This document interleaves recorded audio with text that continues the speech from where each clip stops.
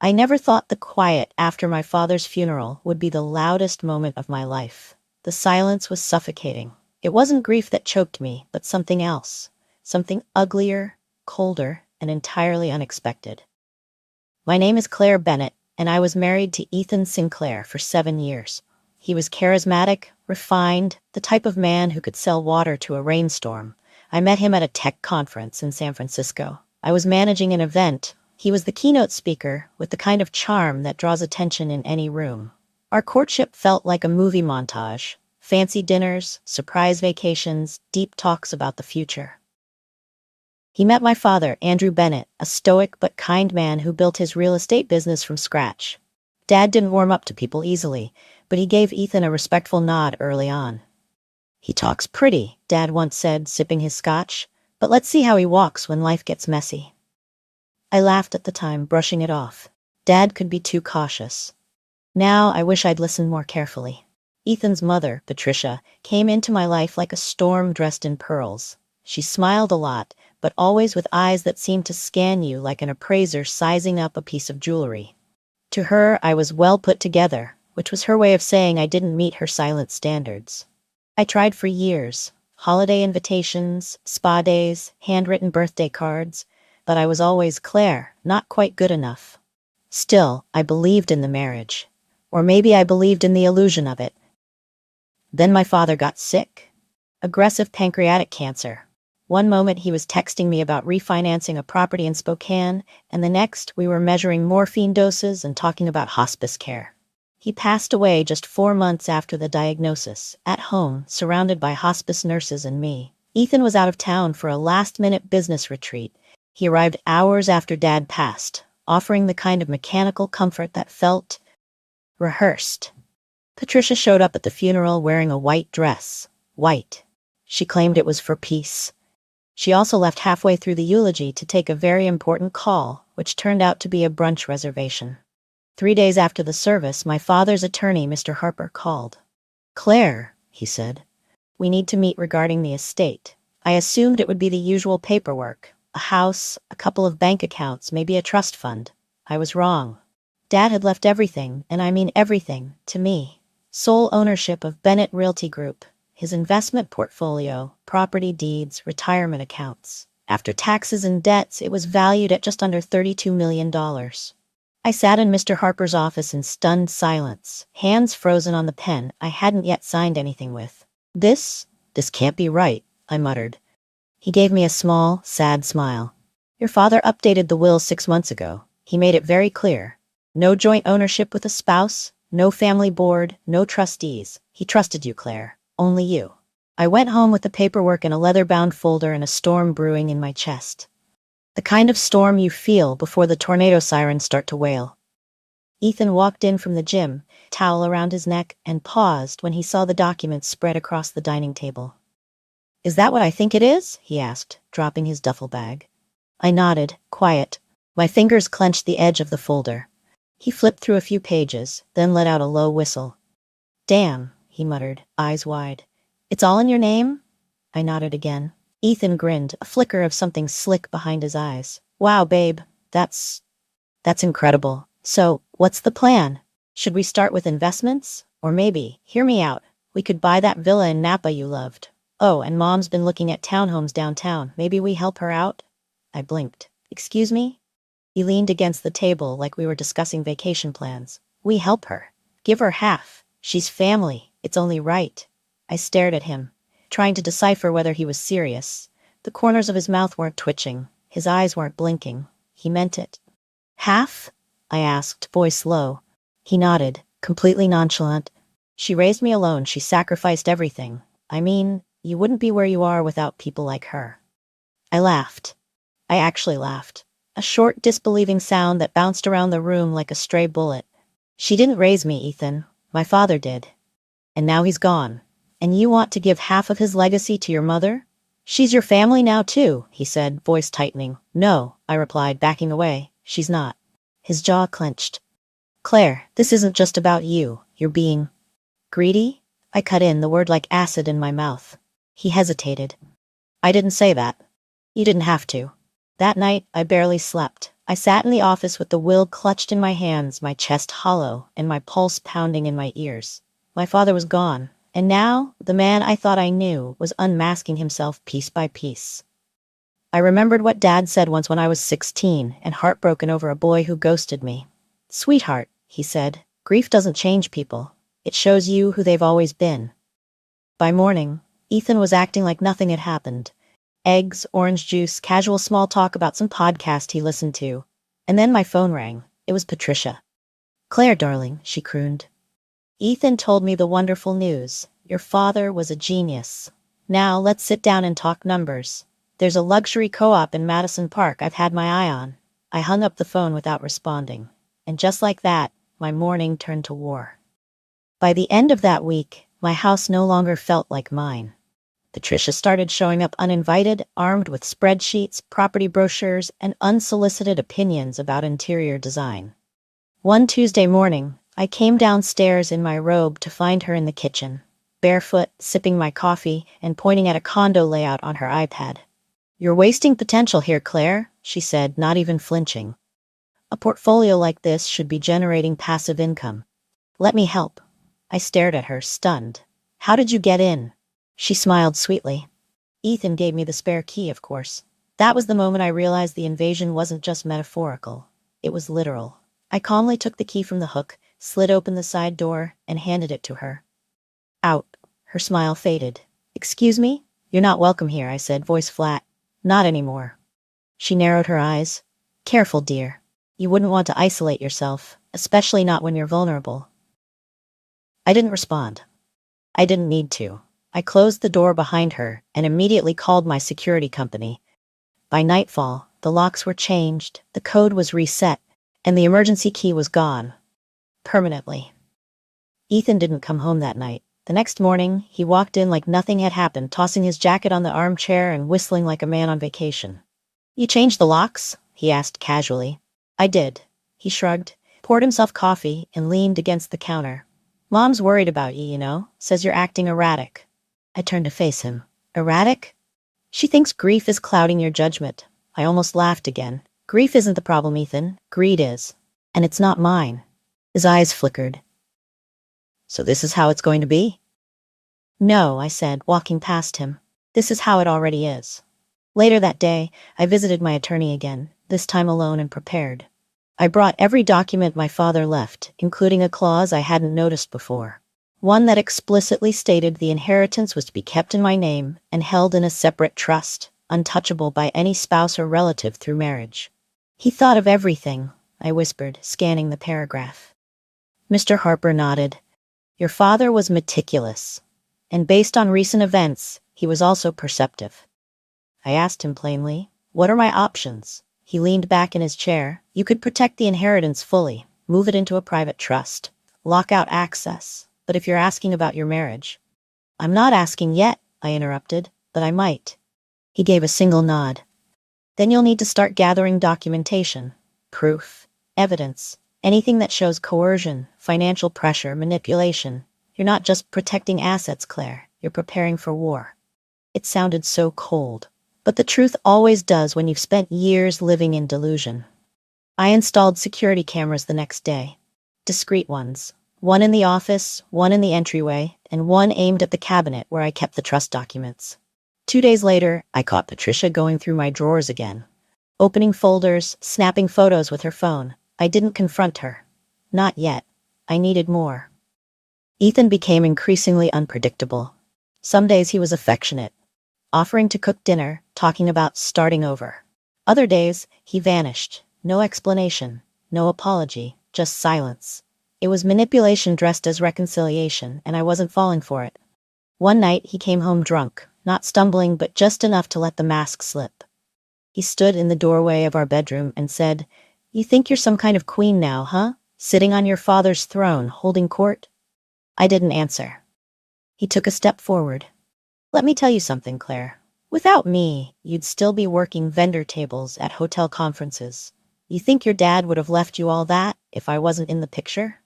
I turned off the lamp and lay back in silence. His footsteps eventually faded down the hallway.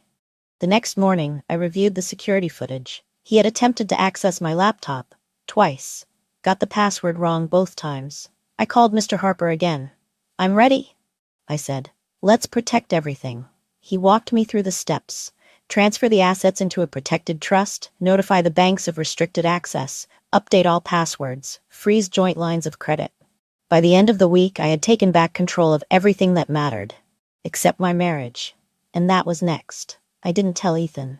Not yet. But he felt it. I could see it in his eyes, the desperation of a man watching the walls close in. On Friday evening, Patricia showed up again. This time with a binder labeled Future Investments. I didn't even let her in. "Go home, Patricia." Her smile dropped.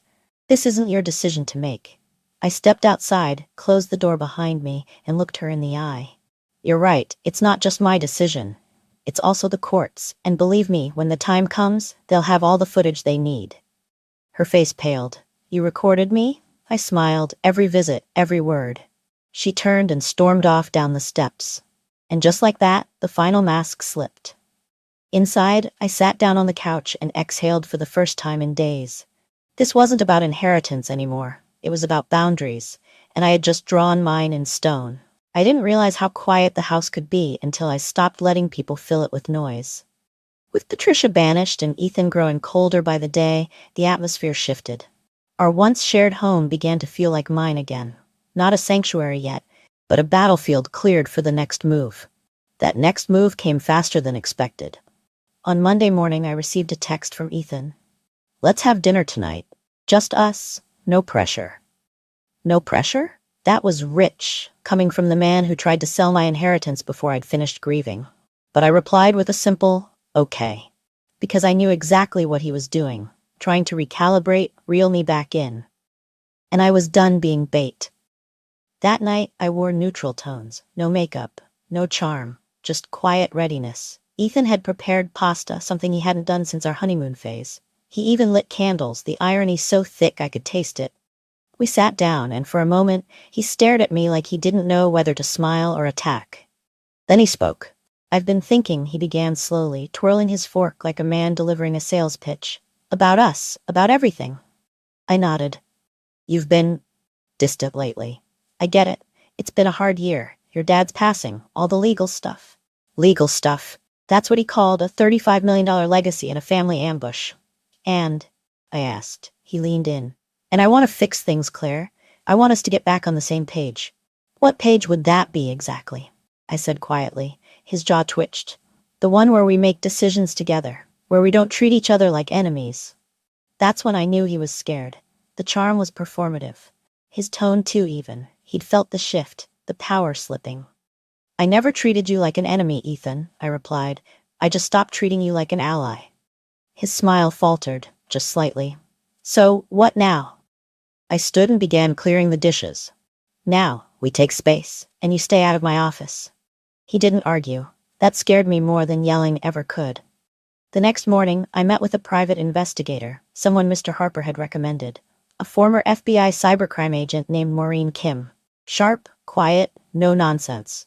"I need to know what Ethan's doing behind my back," I said, sliding a flash drive across the table. "And if he's working with his mother, I want proof." She plugged it in, scanning through my labeled recordings, time-stamped logins, security cam clips. "This is solid," she said, nodding. "But I'll dig deeper.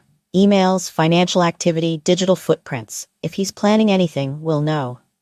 I left that meeting with something I hadn't felt in weeks. Leverage. 2 days later, Maureen called. "Claire, you'll want to see this." She sent over screenshots, bank transfers between Ethan and a shell company tied to Patricia, flagged purchases for legal consultation, and a search history that included how to access a spouse's trust, inheritance laws Washington, and prenup loopholes. He wasn't just planning. He was building an escape plan, one that involved draining me dry on his way out. That night, I didn't say a word to Ethan. I kissed his cheek and said, "Good night," just like I always had. But the next morning, I called my attorney and said, "We need to file. This week." We prepared everything. Divorce papers, a temporary restraining order against Patricia for harassment, a motion to freeze joint accounts until division, and a formal cease and desist to Ethan, warning him not to access any trust information or interfere with protected assets. The only thing left was delivery. But I didn't want to do it by mail. I wanted to look him in the eye. On Friday, I asked Ethan to meet me for coffee. Neutral territory. Public. No surprises. He arrived wearing the watch I gave him on our 5th anniversary, a gift I'd saved for back when I still believed in us. "Hey," he said, forcing a smile. "This feels familiar. Remember our first date?" I nodded, keeping my expression unreadable. "I remember everything." I placed the envelope on the table. "What's this?" "My goodbye," I said. He opened it, eyes scanning the legal documents, his face paling by the second. "You're divorcing me?" "You were planning it, weren't you?" I asked calmly. "Except your version included stealing half my inheritance before I found out." His hands clenched. "You have no proof." I slid a second envelope toward him. "Bank transfers, search history, surveillance footage. Maureen says hi." His mouth opened and closed like a fish on dry land. "This is insane. You're insane." "No, Ethan," I said, rising from my seat. "I'm awake, and I'm done playing your game." I walked out of that cafe with nothing but my keys and my phone. But I had never felt so free. He didn't follow me. He couldn't, because I had already walked too far ahead. I thought Ethan would show up at the house the next day, pounding on the door, making a scene. But he didn't. Instead, silence. And that was far more unsettling. I kept my routines, yoga in the mornings, work from my home office, regular check-ins with my legal team. But everything felt poised, like the stillness before a storm. And then, on Wednesday morning, the storm arrived. It came in the form of a thick envelope slid under my door. Inside, a formal response to my divorce filing. Ethan was contesting everything, claiming emotional hardship, financial contribution, and, most outrageous of all, loss of career opportunities due to emotional labor supporting Claire during her father's illness and death. I read the words twice before bursting out laughing. It wasn't even a good lie, just a desperate one. My lawyer, Daniel Grayson, skimmed through the documents and raised an eyebrow. "He's throwing spaghetti at the wall to see what sticks," he said. "This won't hold up." "I want it done," I replied. "I want him out of my life, and I want it clean." Grayson nodded. "Then we'll push for an expedited hearing." But just as we were tightening the noose, Ethan found a new way to strike back. Not in court, but online. A week later, a carefully worded post appeared on Facebook from Patricia Sinclair. "It's heartbreaking to see how money can corrupt someone you once loved like a daughter. My son gave everything to that marriage, and now she wants to throw him away like yesterday's garbage. Shame on greed." The comments poured in. Support from her church group, condemnation from strangers, even vague sympathy from distant relatives I hadn't spoken to in years. But the worst part? Some people believed her. "Claire, are you okay?" my coworker Olivia texted after seeing the post. "Your ex-MIL is going nuclear." I didn't reply. Instead, I called Maureen, the private investigator. "I want everything on Patricia," I said. "Background, finances, and social activity. I want her timeline to burn." Maureen didn't flinch. "On it." Meanwhile, I started documenting every interaction, every passive-aggressive message, every manipulated narrative. Because I wasn't just going to win this in court. I was going to make sure they never did this to anyone else again. 3 days later, Maureen sent me her report. It was a gold mine. Patricia was tens of thousands in debt. She'd attempted to open a fake nonprofit, one that never got off the ground, and had applied for 3 high-risk personal loans under different aliases in the past year. But more damning was her communication with Ethan. They'd been working together, coordinating every move, sharing financial data, even drafting a fake prenup that they hoped to recreate and submit as real. It was textbook fraud. Grayson's eyes lit up when I handed him the file. "We don't just have defense now," he said. "We have leverage." That night, I stared out at the city lights from my apartment and felt it for the first time. The shift in power. Not just legally, emotionally. Ethan had spent months trying to control the narrative, trying to reduce me to a character in a sob story. But he forgot something. I wasn't a story he got to tell anymore. The next court hearing was a week later. I arrived early, dressed simply, black slacks, navy blouse, hair pulled back. No makeup. Just focus. Ethan was already there, sitting with a new lawyer. Patricia was beside him, decked out in faux pearls and crocodile tears. When the judge asked for preliminary statements, Ethan's lawyer rattled off a speech about emotional harm and lost opportunity. Then it was Grayson's turn. He stood calmly, like he was reading a grocery list. Your Honor, we have evidence of collusion between Mr. Sinclair and his mother to defraud my client, including fabricated documents, falsified timelines, and coordinated attempts to access private trust accounts. He paused and placed a thick binder on the table. Furthermore, we believe their online campaign qualifies as targeted harassment and will be seeking a protective order if it continues. The judge raised an eyebrow.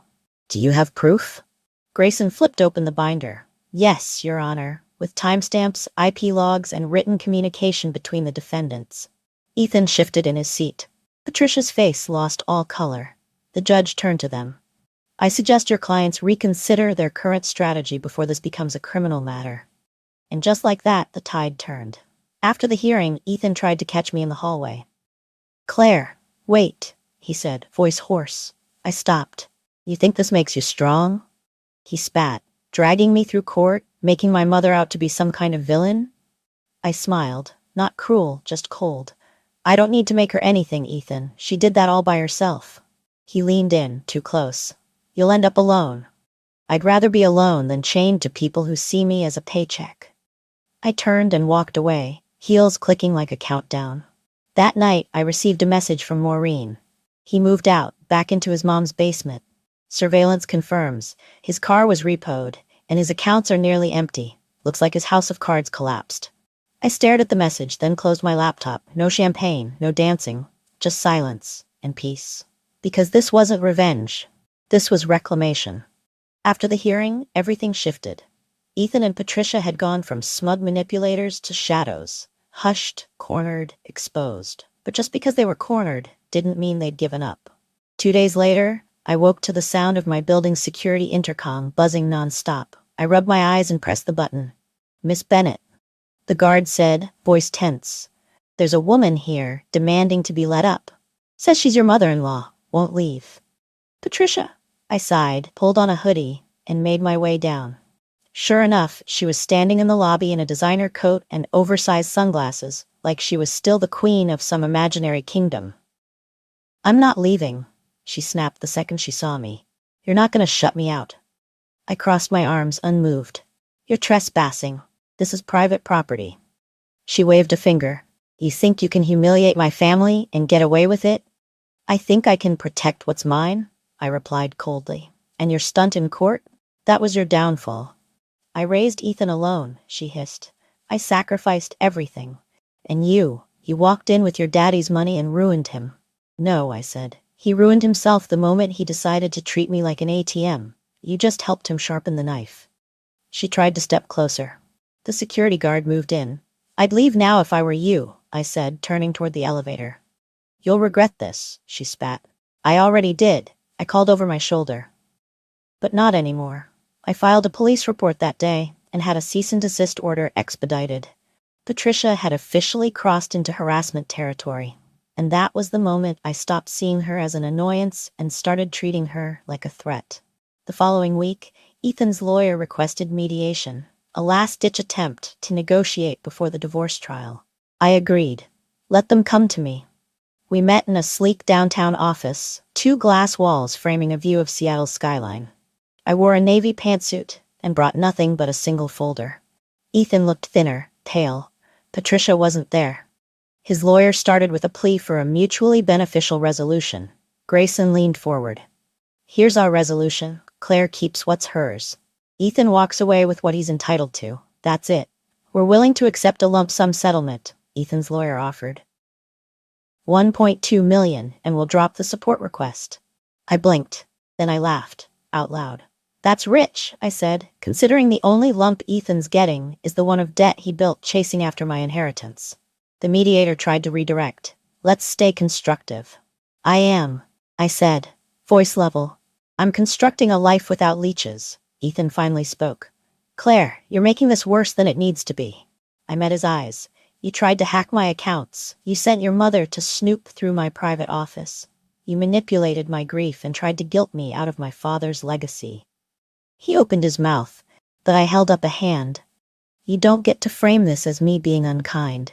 You were given a chance, multiple actually, and you turned each one into a demand. Ethan's lawyer shuffled uncomfortably. Then, we'll see you in court. Looking forward to it, I said. Back in my apartment that night, I sat by the window and watched the rain fall. The storm was nearing its end, but I knew what came next would define everything. Retribution, yes, but not with malice. With precision. Grayson and I began building our final case. Financial records, security footage, the investigator's report, and most damning of all, the recorded calls and screenshots, Patricia's threats, Ethan's admissions, and the messages that made it clear they'd seen me not as a partner, but a paycheck. As we worked, something in me hardened. Not in a cruel way, in a protective one. I had become someone else. Not bitter, not broken, but whole. Meanwhile, Ethan's life continued to unravel. He had no job, no assets, no reputation. The investor he'd been courting dropped out after reading an anonymous tip, one that conveniently included screenshots of his strategic divorce scheme. He tried to launch a blog about men's empowerment, but it was quickly flooded with comments about his legal history. Patricia retreated too. Her social media now a graveyard of vague Bible quotes and filtered vacation photos that hadn't been taken in years. They weren't victims, they were exposed. And when the final court date arrived, I was ready. I walked into that courtroom with my head high and my evidence airtight. Ethan's lawyer tried to argue emotional trauma. Grayson countered with screenshots of Ethan calling me a sugar cow. They mentioned financial loss. We showed Patricia's application for a joint real estate deal, dated 2 days after my father's funeral. The judge listened, stone-faced. Then she looked at me. "Ms. Bennett, do you wish to add anything?" I stood. "I do." I looked at Ethan, who couldn't even meet my eyes. "I married him because I believed in partnership," I said. "But after my father passed, I became a target. Not a wife. A target." I glanced toward the judge. "I'm not here to destroy him. I'm here to stop him from ever thinking this kind of manipulation is acceptable." The judge nodded.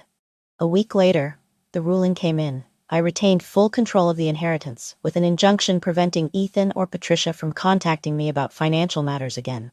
No spousal support, no settlement, no shared property. It was clean, brutal, final. That night, I opened a bottle of my father's favorite wine, sat on the balcony, stared at the skyline, and for the first time in what felt like years, I let myself breathe. Because justice wasn't just served, it was earned. It's been 8 months since the judge read the final ruling. 8 months since I walked out of that courtroom with my dignity, my future, and my father's legacy intact. Ethan never showed his face again. Not at my building, not in court, not even in a petty Instagram post. For a man who once couldn't go an hour without needing attention, his silence said everything. Patricia tried once, of course. A typed letter sent through a third-party mailbox in Tacoma. It read, "You may have won in court, but some things don't stay buried forever. You'll see." I laughed when I read it. Not because it was threatening, it wasn't. It was desperate. Hollow.